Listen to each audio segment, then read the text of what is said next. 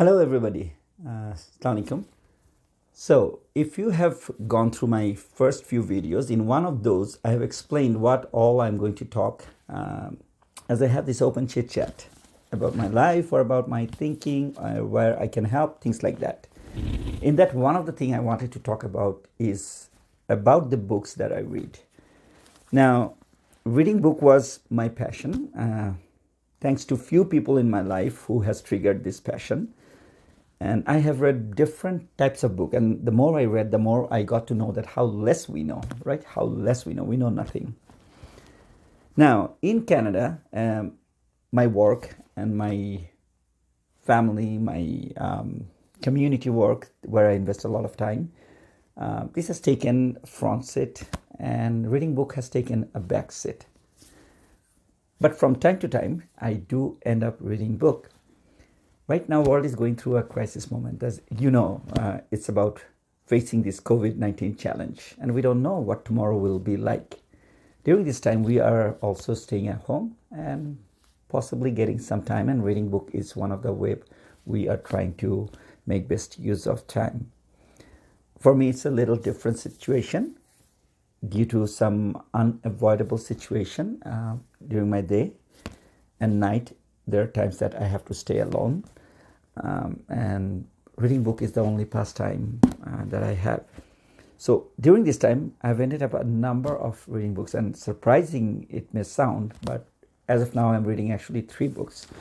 One is this. It is about John Macdonald, who is one of the first Prime Minister of Canada, who founded he's called in this book somewhere, Father of Canada. I'm also reading this book, another Prime Minister, and I was possibly somewhere half. Now, as you read different kind of books, there are ways you can read book. Some books you just glance, some books you just go through, okay, this here and there, and then you leave some and get some. And then there are some books that you you memorize, you want to absorb it, every single bit, every single letter, right? Okay. This particular book about the ex-prime minister, I do have a habit of marking the book from time to time. You can see a little bit of marks.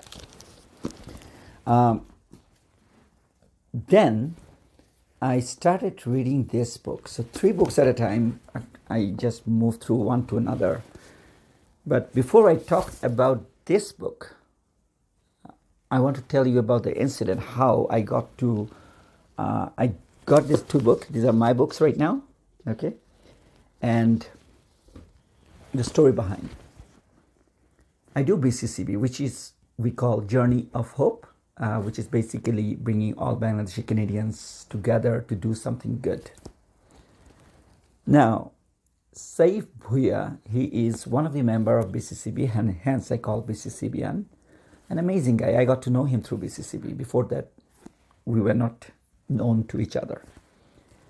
So, possibly about 2 months back, or a little plus minus, he went to Bangladesh, and when he came back, he and we met over breakfast, and he had these 2 books gifted to me. For me, it was an amazing gesture. It touched my heart.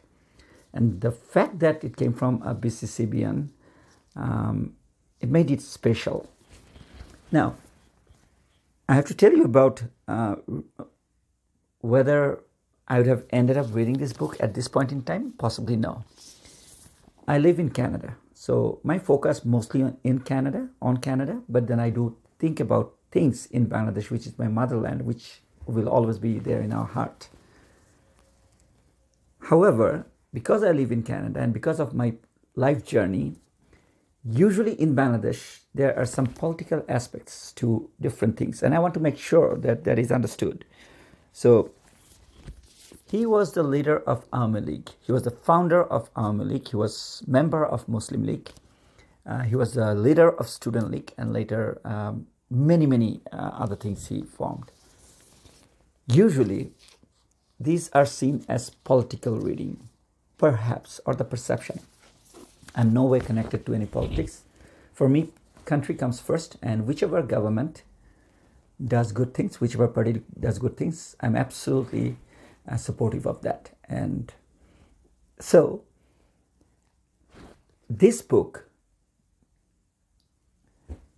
to understand my journey, I have to tell you a little bit about my personal life journey. So see, I was born around liberation time, just prior to liberation. And honestly, I don't recall anything about 71, 75, you know. I mentioned 75 because 75 was the time when this leader, Sheikh Mujibur Rahman, under whose leadership we came to be an independent nation. And I am absolutely, thoroughly convinced without him nothing would have happened about Bangladesh. So the Bangladesh, the journey is because of this person. The language that we talk about, this book, if you read, you will see that it is a journey of his life, how he led, things like that. Now, 75, he was brutally murdered, killed, very sadly, and that shouldn't have happened. Nothing justifies killing. And then post-75, there was BNP, or General Zia late. He was also killed in 81. And after that, for about 9 years, except the time for Sattar government, General Ershad, who is also late right now, was in power. In 1990, BNP took over the power, and in 1996, Awami League regained power after possibly around 25 years. As of now, Awami League is still in power. The reason I say this thing, because I have to tell you about my life to understand why I am so fascinated about this book.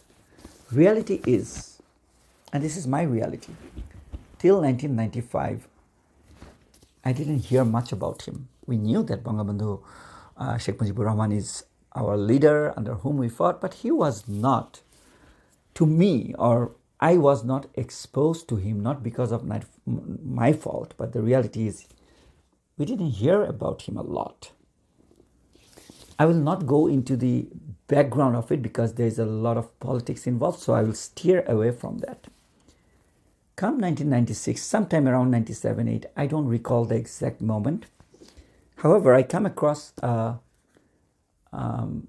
speech by Bongabondhu Sheikh Mujibur Rahman, which he gave in the passing out parade of first BMA long course, if I recall correctly. I may be a little off here and there. It was in Kumilla Cantonment. I'll give the link in the comment section. And I was absolutely surprised hearing that speech. I was inspired. That was such a wonderful, bold speech. It was given in 1975. And during that time, against the perspective, the speech that he gave, it was exceptional. And we all know about his speech on 7th March, which is right now considered a historic by UNESCO, if I'm not wrong. Fast forward, I come to Canada around 2003, and I do work in Canada. I work for community in my own way through the Journey of Hope. I do have my job, and I do read things here and there, right? In 2003, I come to Canada, and then I have my life. I do things that I like, and a big part of that is also helping people through BCCB, the Journey of Hope. And then I have my job and things like that. Fast forward, you don't hear a lot. You see, because you're in Canada, my focus is always has been on Canada, while Bangladesh remains in my heart. And when Shaif gave me this book, I was very happy because I realized that I have read a little bit here and there, and for whatever reason, I have never read this person. I have read about our history of our war, history journey about from 50s to 70s in a very different way. And so I know these ideas and what happened when, but then this book took me to a completely different level or plane. So about 2 weeks back, I started reading this book. I haven't read this book yet. I'm happy that this book is there because this book has 294 pages, if I'm not wrong. And this 294, when I finished 294 page, then I started reading actually the index and some bibliography or whatever additional notes are given. Just because I felt bad, there's not much to read. And I almost lost this book somewhere, and today I found it. So I'm happy that I can read about his life more. So reading this book, my perception is completely changed. It's different. In that, first I became sad. And those who are Bangladeshi, those who are not into politics of BNP and Awami League or anyone, like you really stand for the country. And you could be in Awami League, you could be in BNP, everywhere. I'm sad because for whatever reason, if you consider him, our leader, Sheikh Mujibur Rahman, and his daughter, the current Prime Minister, Honorable Prime Minister Sheikh Hasina, if you think about them, we are kind of next generation to them, right? We are next generation to them. And our generation, if you are not involved, I'm a segment of our generation, and I know many like us, if we are not involved in politics, we haven't been able to read them or other political leaders or the leaders of the country at different times objectively. I know that there are many books written, but because of our divisive politics, I think many of us, we kind of not steered away completely, but we were like, there was a different kind of feeling, right? Okay. And unfortunately, there is a risk. For example, I'm talking about him, and some may have started thinking that, oh, do I have a political view and towards Awami League and or not, or for Awami League, on behalf of Awami League, because he's the leader of Awami League. So this is the unfortunate thing. But what saddened me is that who should have been the leader of whole nation, somehow we failed to present him as such. We have kind of politicized him. He has become the leader of a party.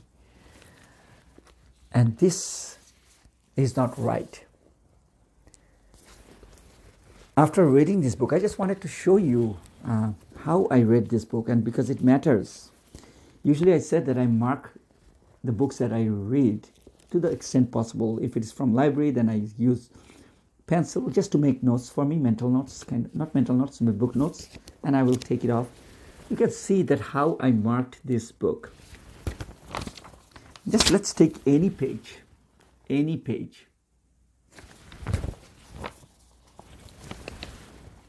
So here B stands for Bhashani, S stands for Sarwardi, the Prime Minister and leader of Awami League later as well, if I'm not wrong. Jukto Front. He was a leader of Muslim League as well, big leader. And let's go to another page just to show you. So you see 21 written there, which means 21st February regarding our language movement, right? And then last night, actually, I was reading, and I was not finding a single line that I could not have underlined or earmarked for me to go through understanding it again. Something is written wrong because what was done to him or to our country or whatsoever, that was wrong. Then you had, so here is written bold, means how bold he was, right? Okay, I'll show you another page. So look at that. So anyway, if I go through, I have to go through all, and that's why I will cover this book in a number of series. But here is my first thing about this book. You can call it a short review. It is a must read for any Bangladeshis that wants to understand our history, our liberation, our journey from India to Pakistan, from Pakistan to 1952 to 71, in between Sixpoint Movement. Those who do not know, Sixpoint Movement was launched also by this man. I haven't read it here in this book because this book covers up to 55-ish, 54-ish. And I can tell more about it after I read this book. Now, regarding the book, and as it happens, everything is politicized possibly for right or wrong reason. One thing you have to ask yourself whether this book is, well, let me be honest, like when I got it, is it authentic? Is it written by him or not? So as you start reading this book, and as I started reading this book, including the preface written by our Honorable Prime Minister, Sheikh Hasina, I understood that, and later by his wordings, his way, the way he described his journey, his boat, rowing boats, working for the poor, working for the rickshaw pullers, working for the jail people, and the suffering in the jail, talking about his sacrifice. He didn't. He was very clear about it. Talking about his wife, Renu. May peace be upon them. Let them, and may they rest in peace. And about his family. And in this book covers actually Sheikh Hasina and Sheikh Kamal. And hardly he meets them, right? Hardly he meets them. The sacrifice that he made, the torture that he went through, unbelievable. And these are through his writing. So you will know that this is actually written by him. It could not have been written by anybody else. So that's number one for me to understand the authenticity of the book. And then when I read it, I realized that I have never read a book that has given so much of in-depth picture, insight into the thinking about the journey to our liberation from when he started, or whenever from he started. And here is another fascinating thing. You see, I was in Bangladesh Armed Forces until I retired in something around 2002-03, right? We are taught leadership, and the leadership in military and non-military civil area is a little different, right? Okay. And thanks to Bangladesh Armed Forces that I got to know about, learn about these different things, about patriotism, about leadership, situational leadership, and kind of like many, many things. And there are many times I have projected my view actually on him without knowing him, right? Okay. And that is our nature. We talk about things that we don't know many a times. And many times I am also guilty of that. Now, one of the argument like I heard, I remember still, the situational leadership, that Sheikh Mujibur Rahman was a situational leader during our liberation war and all this, we needed one. Absolutely wrong. Absolutely wrong. He was not a situational leader. He was a born leader. If you go through his writings, then you will understand he was a born leader. And wherever I read every single thing, I didn't find any difference between what I am taught as a leader and what he went through, or what he did, what he professed. You know, I haven't. So reading this book, it has given me an in-depth understanding. I'm sure if you read, it will give you to you as well. I strongly recommend reading this book without any doubt. I haven't read this book yet, so about that I will talk later. This has shown me, this has given me the understanding of his life, the boldness as a leader, how he was. An amazing, fascinating journey. The sacrifices that he made, the flexibility that he shown, the diplomacy he had to walk through, the prudence, objectivity, thinking about the country, sacrifice, being sad. And there are a few things about it. He was a disciple of Hussain Shahid Sarwardi, right? And then Maulana Bhashani was known in Assam for his work, but he was not known in Bengal, didn't, right? Okay, in Assam he was working for the Bengalis, and he was very well known. And then when he started working with Awami League, and he was the first leader of Awami League, everything that you talk about, the man behind was Sheikh Mujibur Rahman. Sarwardi was the leader. He was infatuated. He was in love. And yet, when Sarwardi did error in judgment, he didn't bother. He didn't waver to call it out. And he told it face to face, not behind. He went to Sarwardi and explained his view. The same thing he did with Maulana Bhashani. Right? Okay. So I am fascinated. I have become his. I was already his follower. I respected him. But right now, there are two books that changed my way of reading. Three books, actually. Three books. So one was about reading about a book written by Nehru, Jawaharlal Nehru, the first Prime Minister of India. He wrote about the history of the world, and that has taken me into the world of international relation, right? Okay, the country and history and all these things. And then when I came to Canada, my manager gave me a book which was reading about business, and it was fascinating, the business reading, how different kind of like, as for example, Goldman Sachs, how it came to being, or for example, you can write, Jack Welch, right? Okay, Winning. The name of the book is Winning. Okay, Great Expectations, Great Companies. I'm not sure I got the name correct, right? Kind of like fascinating read. And then you have the Bangla literature. So I read Rabindranath, I read Sharat Chandra completely. I read about Nazrul, right? Those are the like Humayun Ahmed, for example, and many, even Doshubur Noor, right? Okay, those are the things we read. And then I do think I'm at an inflection point, and because of this Shaif Bhuiyan, because of him, that he gave me this book and he triggered my passion to know more about our history. So I know I have talked a lot. As I do this, I dedicate this whole thing and the series that I'll be talking about this book to this great leader, without whom we would not have gotten, trust me, if you read this book you will know, you would not have gotten Bangla as your state language. You know, when we have never heard of him being involved in the language movement, if you talk about the past, like 80s and 95s, right?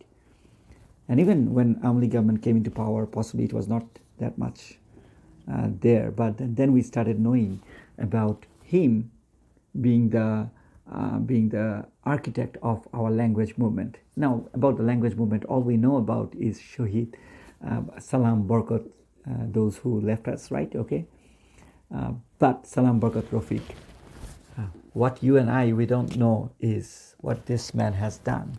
I'm sure the followers of him, League, those who read, they know, but many of us, we don't know. Today, I'm convinced 52 language movement would not have happened without him, right? So my respect to him, and I could not find a single wording in this book that I can say, I am not agreeing with you. Even today, that I do work with BCCB, and whatever I'm doing, many a times I go through my thinking, he is going to be the inspiration, because I see he wrote about situations that I do face in doing my community work. So thank you so much, and I will request everybody that are listening, that will listen, please note again, this series that I'm talking about, our Sheikh Mujibur Rahman, Bongabondhu, our father of the nation. I'm talking about the gentleman, not the party, not Awami League, not BNP, no politics, but his life is politics, and that politics gave us a new country called Bangladesh, and that's why we are Bangladeshi. It's something to be proud of. Thank you so much.